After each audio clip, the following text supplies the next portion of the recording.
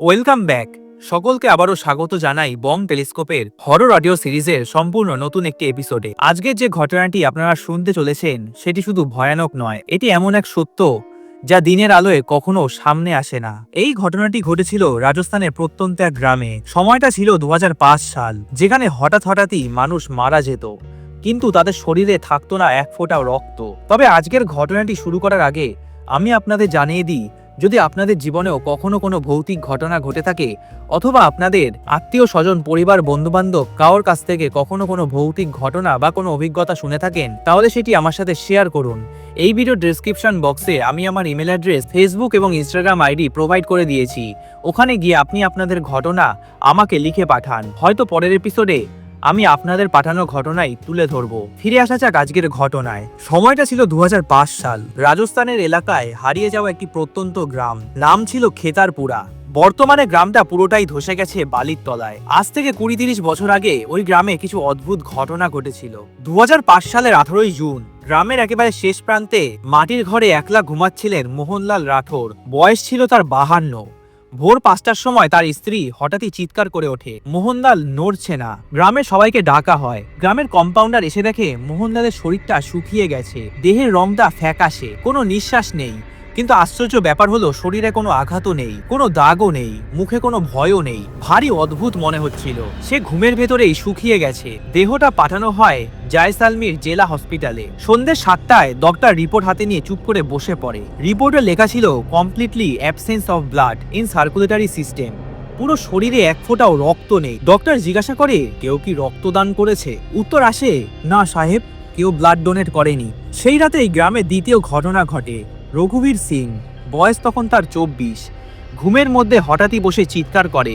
তার মনে হয় বুকের ওপর কেউ বসে আছে, শ্বাস নিতে দিচ্ছে না। বাড়ির লোকজন সবাই দৌড়ে আসে, কিন্তু ঘরে কেউই নেই। কিন্তু রঘুবীরের বুকের ওপর একটা ভয়ঙ্কর হাতের ছাপ দেখা যায়। পরের দিন সকাল 6টায় রঘুবীর মারা যায়। হসপিটালে নেওয়ার আগেই সে মারা যায়। একই রিপোর্ট, কোনো রক্ত নেই। গ্রামের সবচেয়ে বুড়ো মানুষ ছিলেন ভাইরা সিং, বয়স তার 76 পেরিয়েছে। শেষ পর্যন্ত একটি কথা না বলে আর পারলেন না। এই এলাকার মাটি একটা সাধনার জায়গা ছিল, রক্ত দিয়ে সাধনা হতো।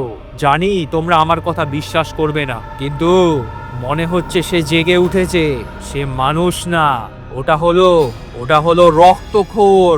সেই রাতে গ্রামের কুয়োর ধারে একজন লোককে দাঁড়িয়ে থাকতে দেখা যায়। সে কারো দিকে তাকায় না, শুধু সবার কথা শোনে। আর সেই রাতেই গ্রামের তৃতীয় নামটা লেখা হয় রক্তখোরের পাতায়। সেই রাতেই গ্রামের এক তরুণ ছেলে কেশর সিং, বয়স তখন তার 24, তার উট খুঁজতে বেরিয়েছিল। উটটা সন্ধ্যার পর থেকেই নিখোঁজ। চাঁদের আলো ছিল না। হঠাৎই সে দাঁড়িয়ে যায়। দূরে একটা মানুষ দাঁড়িয়ে, একদম স্থির, না হাঁটছে না নড়ছে, শুধু দাঁড়িয়ে আছে। কেশর প্রথমে ভাবে হয়তো গ্রামেরই কেউ। সে ডাক দেয়, কে ভাই ওখানে? কে কে ভাই ওখানে? কিন্তু কোনো উত্তর নেই। দূর থেকে দেখা যায় লোকটার গায়ের রং বালির মতো ফ্যাকাশে, পুরনো পোশাক, কিন্তু কোনো ধুলো নেই। কেশর ধীরে ধীরে এগোয়। হাতের টর্চের আলো লোকটার মুখে পড়ে। কেশরের হাতটা কেঁপে যায়। চোখটা খোলা, কিন্তু চোখের ভেতরে কোনো সাদা অংশ নেই, পুরোটাই কালচে লাল। লোকটা এবার ধীরে ধীরে বলে, তুই তো খুব জোরে জোরে নিঃশ্বাস নিচ্ছিস। কিশোর পিছিয়ে যায়। তোর রক্ত খুবই গরম, আজকে রাতের জন্য খুব ভালো। হঠাৎই বালির ঢিপির ওপর থেকে একটা হাওয়া বইতে শুরু করে। কিশোর দৌড়াতে শুরু করে, পেছনের দিকে তাকায়, কিন্তু লোকটা হাঁটছে না। মনে হয় সে যেন ভাসছে, মাটিতে পা লাগছে না। কিশোরের বুকটা ভারী হয়ে আসে, শ্বাস নিতে কষ্ট হয়। হঠাৎই কেশর মাটিতে পড়ে যায়। কেশরের হুঁশ ফিরে আসে ভোর 5টা 30 মিনিটে। সূর্য উঠেছে, শরীরে কোনো ক্ষত নেই, কিন্তু তার 2 হাত বরফের মতো ঠান্ডা। গ্রামে ফিরে সে আর কথা বলতে পারছিল না। ডক্টর বলে রক্তচাপ হঠাৎই কমে গেছে, কিন্তু রিপোর্টে লেখা হয় blood count dropping repeatedly without reason. Bhairo Singh এবার কাপা গলায় বলে, আজ রক্তখোর কেশরকে ছুঁয়েছে।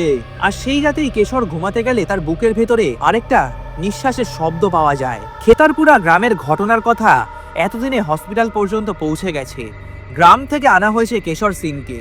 ডক্টররা অবাক, শরীরে কোনো আঘাত নেই, কিন্তু প্রতি ঘন্টায় তার রক্তের পরিমাণ কমছে।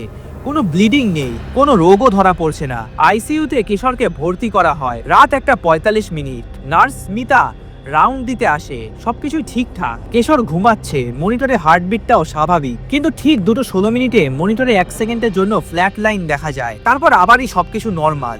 স্মিতা থমকে যায়, কিন্তু কেশরের বুকটা হঠাৎই খুবই দ্রুত ওঠানামা করছে।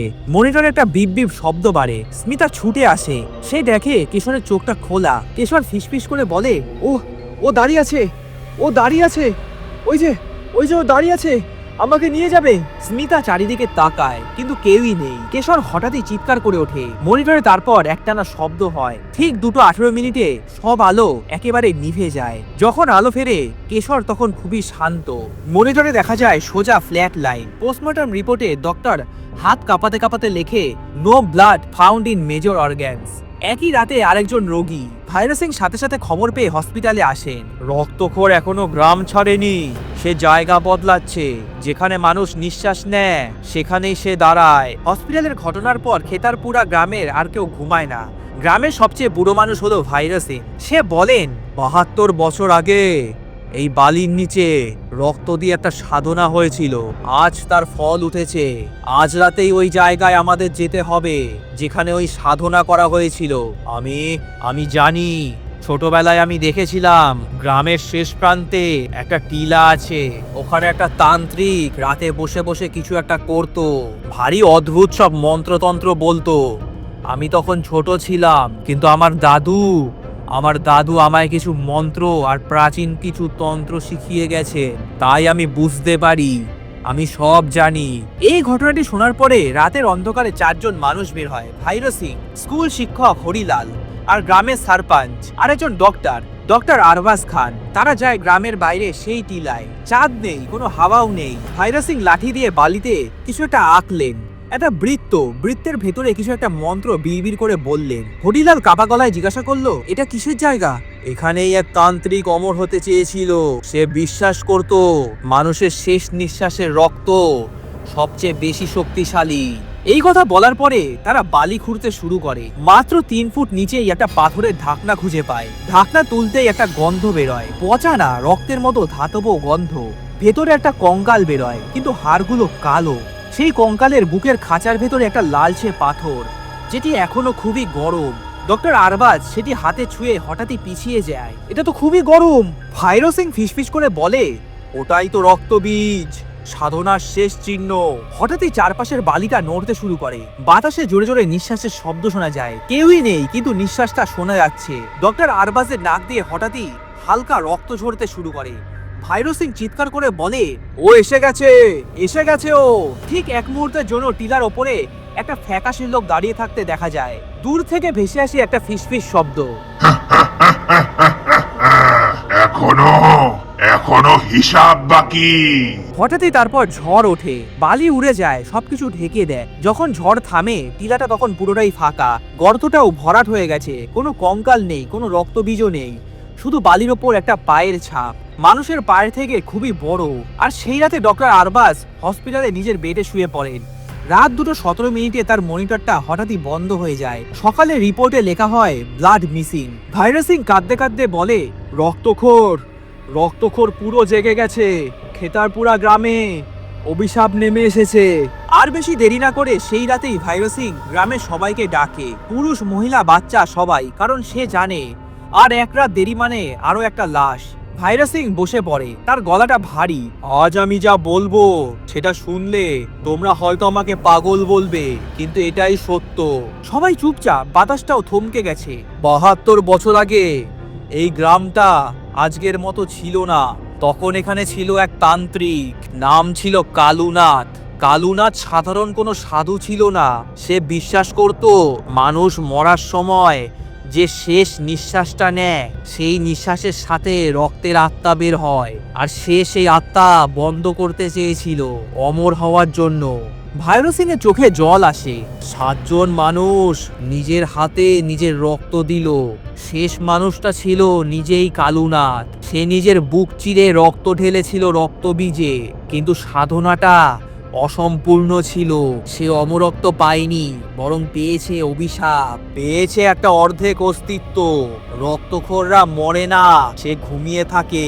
আর যখন তার ঘুম ভাঙে তখন গ্রামে এরকমই মহামারী দেখা যায়। ভাইরাস সিং হঠাৎই হরিলালের দিকে তাকায়। হরিলাল দাঁড়িয়ে আছে চুপচাপ। ভাইরাস সিং বলে, রক্তখোর কাউকে পুরো নেয় না, যদি তার দরকার না হয়। যাদের রক্ত অল্প নেয় তাদের চোখ বদলে যায়, শ্বাসের শব্দ বদলায়, আর তারা রক্তখোরের হয়ে কাজ করে। তারাই হয় রক্তখোরের দরজা। এই কথাগুলি শোনার পরে সবাই থমকে যায়। সবাই একসাথে বলে ওঠে, তাহলে বলুন ওকে কিভাবে মারবো আমরা? মারা তো যায়, কিন্তু কেউ বাঁচে না। রক্তখোরকে মারতে হলে চাই সম্পূর্ণ রক্তদান। জীবিত অবস্থায় নিজের রক্ত স্বেচ্ছায় রক্তবীজে ঢালতে হবে শেষ নিঃশ্বাসের সময়, তবেই রক্তখোর আটকে যাবে। যদি মন 1 সেকেন্ডের জন্যও কাঁপে, তবে নতুন রক্তখোর জন্মাবে। হঠাৎই পাশে লণ্ঠনটা নিভে যায়। সেদিন রাতে খেতারপুরা গ্রামে হরিলালের বাড়ি। পিপল গাছের নিচ থেকে হরিলাল সেদিন উধাও হয়েছিল। সেই রাতেই সে বাড়ি ফিরে আসে। হঠাৎই ভোর 4টের সময় তার মা দেখে হরিলাল উঠোনে বসে আছে। মা ডাক দেয়, হরি, ও হরি। হরিলাল ধীরে ধীরে মাথা তোলে। 1 সেকেন্ড দেরিতে সে বলে ওঠে, আমি ঠিক আছি মা, শুধু বুকটা একটু ভারী লাগছে। হঠাৎই গ্রামের কুকুরগুলো একসাথে ডেকে ওঠে। তারপর হঠাৎই একটা কুকুর চুপ করে যায়। সকালবেলা কুকুরটার দেহ পাওয়া যায়। কুকুরটা যেন কেউ রক্ত শুষে নিয়েছে, এক ফোঁটাও শরীরে রক্ত নেই। ভাইরো সিং এসব খবর পেয়ে হরিলালের বাড়িতে আসে। হরিলালের দিকে তাকিয়ে কেমন একটা খটকা লাগে। আর সেদিন রাতেই সবচেয়ে ভয়ঙ্কর ঘটনাটি ঘটে। সময়টা ছিল 2:17। হরিলাল হঠাৎই উঠে দাঁড়ায়। সে কারো দিকে না তাকিয়ে হঠাৎই হাঁটতে শুরু করে। গ্রামের রাস্তায় হরিলাল হাঁটে। এক বৃদ্ধা হঠাৎই দেখে ঘর থেকে বেরিয়ে হরিলাল দাঁড়িয়ে আছে। বৃদ্ধাটি কিছু বলার আগেই সেই বৃদ্ধাটা বুক চেপে ধরে পড়ে যায়। লোকজন ছুটে আসে। হরিলাল তখনও দাঁড়িয়ে আছে। তার মুখ দিয়ে হঠাৎই আরেকটা কণ্ঠ বের হয়, আরো বাকি। এই ঘটনাটি ঘটার পর গ্রামের সবাই হরিলালকে জাপটে ধরে, হরিলালকে ধরে বেঁধে রাখে। হরিলাল ছটপট করতে থাকে। ভাইরো সিং ছুটে আসে। ভাইরো সিং জানে আর সময় নেই। হরিলালের শরীর এবার ব্যবহার করছে সেই রক্তখোর। ভাইরো সিং গ্রামের সবাইকে বলে, রক্তখোর একা নয়, সে শরীর পেয়েছে। ওকে বাঁচাতে হলে আজ রাতেই কিছু করতে হবে। ও একা ছিল না, আমাদেরই দেরি হয়ে গেছে, আমরাই দেরি করে ফেলেছি। হরিলাল দাঁড়িয়ে আছে, চোখটা খোলা, কিন্তু সে একা নয়। ভাইরো সিং তাকে বেঁধে নিয়ে যায় গ্রামের শেষ প্রান্তে সেই টিলার দিকে। গ্রামের আরো 5 জন পুরুষ হরিলালকে ধরে পেছনে নিয়ে আসে।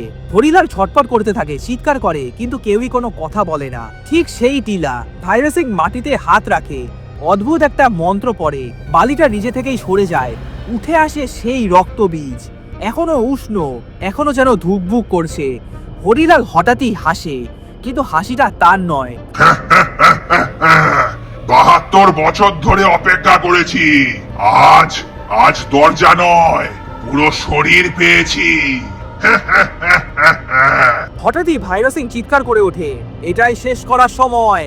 কালুনাথ একা ছিল না, গ্রামের অনেকেই এই অমরত্ব পাওয়ার জন্য তখন তাকে সাহায্য করেছিল। আজ সেই হিসাব শোধ করব। ভাইরো সিং এই কথাটি বলে রক্তবীজের সামনে বসে পড়ে। হরিলাল চিৎকার করে ওঠে, হরি, তুই ভুল করে ফেলেছিস। তুই এখনো মানুষ, তাই তুই কাঁদছিস। এই কথাটি বলে সে ছুরি নেয়, নিজের বুকের উপর ছুরিটা রাখে। শেষবার বলে, রক্ত নেওয়া হয়েছিল, আজ রক্তই দেওয়া হবে। হঠাৎই ভাইরো সিং বুকের ভেতরে ছুরিটা গেঁথে ছুরিটা নামিয়ে দেয়। ভাইরো সিং এর বুকটা চিরে রক্ত পড়ে সেই রক্তবীজে। 1 সেকেন্ডের জন্য সবকিছুই থমকে যায়। তারপর একটা বিকট চিৎকার। হরিলাল অজ্ঞান হয়ে পড়ে যায়, অচেতন হয়ে যায়। আর সেই রক্তবীজ হঠাৎই একটা বিকট শব্দ হয়ে ফেটে চৌচির হয়ে যায়। ভোরের দিকে সূর্য ওঠে। সকালে সবাই চুপচাপ হয়ে দাঁড়িয়ে থাকে। হরিলাল বেঁচে যায়, তার চোখটাও স্বাভাবিক, কিন্তু ভাইরো সিং মারা যায়। ভাইরো সিং শেষ জীবনের আহুতি দিয়ে তার গ্রামকে রক্ষা করে। ভাইরো সিং এর দেহ সেই জায়গায় মাটির নিচে পোতা হয়। এই ঘটনাটির পরে গ্রামের আর কেউই রক্তহীন ভাবে মরে না। হসপিটালে 2:17 আর কিছুই ঘটে না। সবাই ভাবে সবকিছুই শেষ, কিন্তু ঠিক 1 মাস পরে জয়সালমীর হসপিটালে একটা নতুন রিপোর্ট পাওয়া যায়। একজন বৃদ্ধা ঘুমের মধ্যেই মারা যায়। শরীরে কোনো আঘাত নেই, কিন্তু রিপোর্টে লেখা হয় ব্লাড কাউন্ট এক্সট্রিমলি লো। সময়টা লেখা 2:17 AM। আর এই ঘটনাটির পরে এই রক্তখোর আর রক্তবীজের ব্যাপারে আর কোনো কিছুই জানা যায়নি। এই ছিল আজকের একটি ঘটনা। যদি আজকের ঘটনাটি শুনে আপনাদের বুকের ভেতরে এক মুহূর্তের জন্য নিঃশ্বাসটা ভারী হয়ে আসে, তাহলে এই ভিডিওটিকে একটি লাইক দিন। আপনার মতামত কমেন্ট করে জানাতে ভুলবেন না। আর এমনই ভয়ঙ্কর সত্য গল্প শুনতে এই বং টেলিস্কোপ চ্যানেলটিকে সাবস্ক্রাইব করে রাখুন। ঘটনাটি শেয়ার করুন আপনাদের প্রিয় মানুষ, আত্মীয়, পরিবার, পরিজনদের সাথে। কারণ কিছু গল্প শেষ হয় না, কিছু ঘটনা শেয়ার করলেই বেঁচে থাকে। খুব শীঘ্রই দেখা হবে নেক্সট একটি এপিসোডে। ভালো থাকবেন এবং সুস্থ থাকবেন।